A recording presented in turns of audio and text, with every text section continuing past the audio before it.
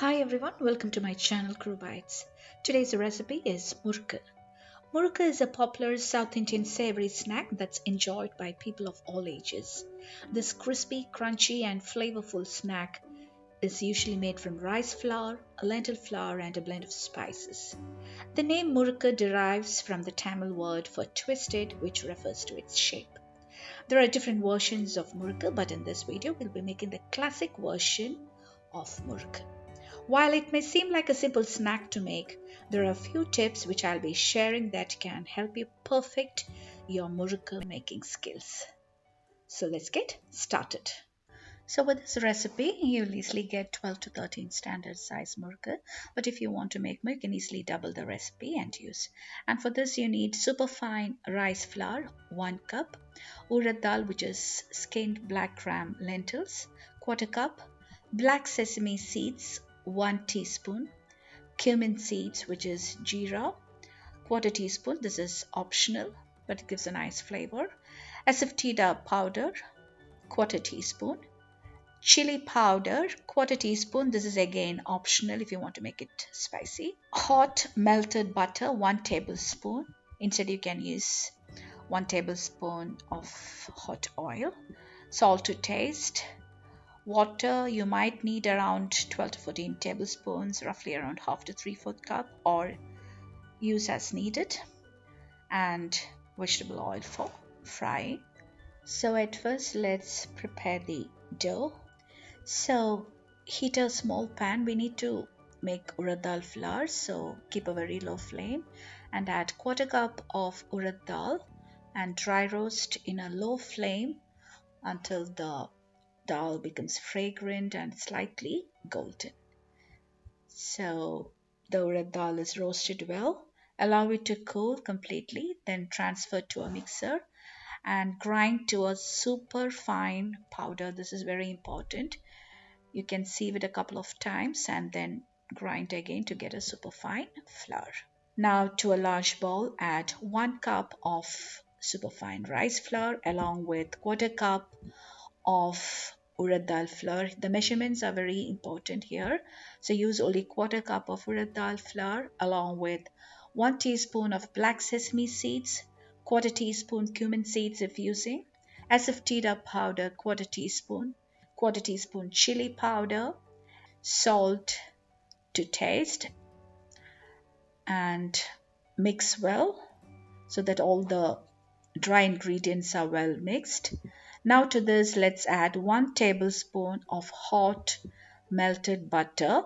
Instead, you can use 1 tablespoon of hot oil, and using your fingers, just rub in the melted butter into the flour mix. And now we're going to add water in very small portions, like a few tablespoons at a time, and mix well and knead well to get a smooth and non-sticky dough with no crumbs. The end result should be a very soft and smooth dough. It should not be sticky and should be a bit tight, but not too dry as well. So just keep that in mind. So our dough is now ready. Also use the dough to make murukku immediately. This is very important. So here are some tips that can help you make murukku perfect every time you make it. I hope it helps. Now let's move on to a final stage of shaping and frying murukku. So this is the star-shaped disc that we'll be using to make murukku. Insert that into the murukku maker as shown. And now grease it with oil so that the dough comes out easily when you press it. Now let's fill the murukku maker with the dough. Make sure you keep the remaining dough covered with a cloth while you're making the murukku so that the dough doesn't dry out. You can press the dough onto a baking paper, aluminum foil, or a muslin cloth. Here I'm using a baking paper. Now press the dough to make concentric circles as shown going from the inside, and then break the last bit and seal the edge onto the last circle as shown. I'll just show you another one. After making one or two, you'll get the hang of it and it will be much easy.